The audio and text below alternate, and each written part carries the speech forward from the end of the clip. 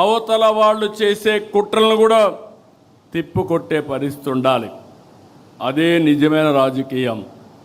అందుకే గొడ్డలి పార్టీ చేస్తున్నటువంటి చెడును కూడా అనునిత్యం ప్రజలకు చెప్పాలి. అధికారంలో ఉండగా రాష్ట్రాన్ని పూర్తిగా నాశనం చేశారు. అది చాలక ఇప్పుడు కూడా కుట్రలు చేస్తున్నారు. ఈరోజు మీరు చూస్తే ఒక కిల్లింగ్ మనస్తత్వం ఉన్న గొడ్డలి పార్టీకి ప్రజా సంక్షేమం పట్టదు, అభివృద్ధి గిట్టదు. రాష్ట్రానికి పెట్టుబడులు వస్తున్నాయంటే విమర్శలు చేస్తారు. ఒకవేళ విమర్శలు చేసిన తర్వాత ప్రజల్లో కానీ వ్యతిరేకత వస్తుందనుకుంటే మేమే తెచ్చాం, మేమే ఆలోచించామని మాట్లాడే పరిస్థితికి వస్తున్నారు.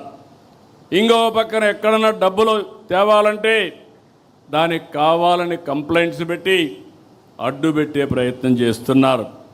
ఇంకొక పక్కన మనం చేసే అభివృద్ధి చూస్తే దేశంలో మొట్టమొదటిసారిగా 25-26లో 25.3% పెట్టుబడులు ఆంధ్రప్రదేశ్ రాష్ట్రానికి వచ్చాయంటే అది మన మీద ఉండే నమ్మకం.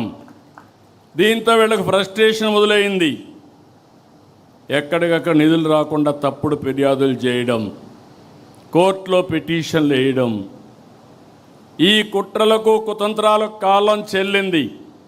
సమర్థవంతంగా ఎదుర్కొనే శక్తి ఎన్డీఏ గవర్నమెంట్కి ఇక్కడ ఉంది. ఇంకొక పక్కన మీరు చూస్తే ఆ పార్టీకి ఒక ఓసీడీ పట్టుకునింది. నేను మామూలుగా చెప్పడం లేదు ఈ మాట, అబ్సెసివ్ కంపల్సివ్ డిజార్డర్. ఇది ఒక వ్యాధి. ఆ వ్యాధిని అందరికీ అంటగట్టడానికి చూస్తున్నాడు పార్టీ మొత్తం. అబ్సెసివ్ కంపల్సివ్ డిజార్డర్ అది ఈరోజు క్రెడిట్ చోరీ డిజార్డర్గా కూడా తయారీ. అందులో భాగమే ఇది.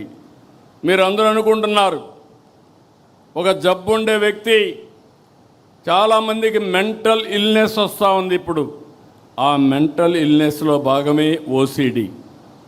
అలాంటి వాళ్ళకు ఏది పట్టుకుంటే అదే, దేన్ని లెక్క పెట్టుకోరు. వాళ్ళ ఆశయాలకు అడ్డంగా ఎవరైనా వస్తే ఎంతకన్నా తెగాయించే పరిస్థితి వస్తుంది. వాళ్ళని ఇదే మరిగా మనం వదిలేస్తే ఇప్పుడు జరిగిన సంఘటనలు కూడా మనం గుర్తుపెట్టుకోవాలి. మనం వదిలిపెడితే దేశానికి స్వాతంత్రం తేవడానికి మేమే ఆలోచించామని కూడా చెప్తారు. అది నమ్మతారని కాదు, వాళ్ళ మనస్తత్వం. ఇంకో పక్క మీరు గుర్తుపెట్టుకోవాలి, సింధూరుకు కూడా డ్రోన్ ఆలోచన నేనే ఇచ్చానని చెప్పే పరిస్థితికి వస్తారు. ఫేక్ ప్రచారంతో ఒక పటిష్టమైనటువంటి యంత్రాంగాన్ని ఎస్టాబ్లిష్ చేశారు. వీళ్ళు మాట్లాడతారు, వాళ్ళ పేపర్లో పబ్లిసైజ్ చేస్తారు, సోషల్ మీడియాలో విస్తృతంగా ఈ ఫేక్ ప్రచారాన్ని చేసి కడాన మనకు కూడా అనుమానం వస్తుంది, ఏంట్రా ఏమైనా జరిగిపోయిందా అని. ఆ పరిస్థితి తెస్తారు. మీరు చూడండి, పదే పదే ఎందుకు చెప్తున్నానంటే, నేనే ముఖ్యమంత్రి, బాబాయ్ హత్య, వివేకానంద రెడ్డి, నిద్రలేశాను, న్యూస్ వచ్చింది సాక్షిలో, వివేకానంద రెడ్డి గారు చనిపోయారు. ఇమ్మీడియట్గా నేను బాధపడ్డా, ఒక మంచి వ్యక్తి చనిపోయాడు అనే బాధ కలిగింది.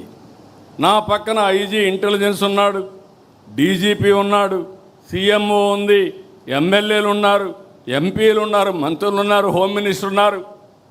ఎవరు కూడా నాకు బ్రీఫ్ చేయలేకపోయారు, బిజీగా ఉన్నాం.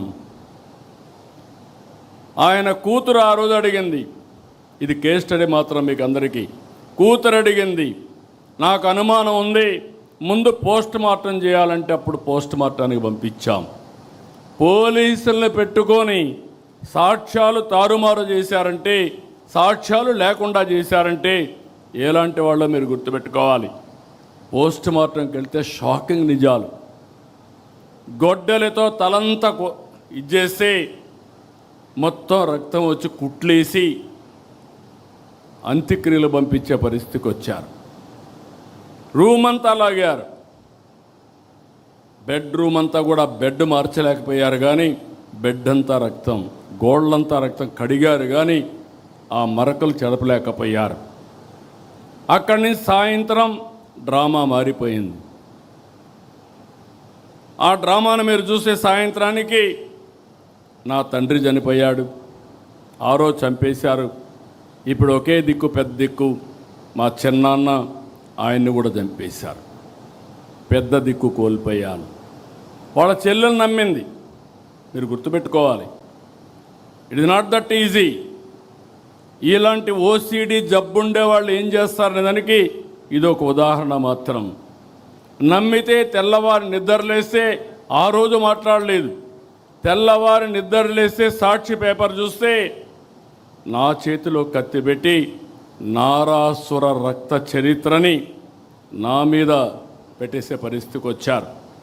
అదే రోజు మీరు గుర్తుపెట్టుకోవాలి, ఇవన్నీ బయట వస్తాయని కోర్టుకు పోయి, హైకోర్టుకు పోయి స్టే ఆర్డర్ తీసుకొచ్చారు, ఎవ్వరూ మాట్లాడకూడదని గ్యాగ్ ఆర్డర్స్ తీసుకొచ్చారు.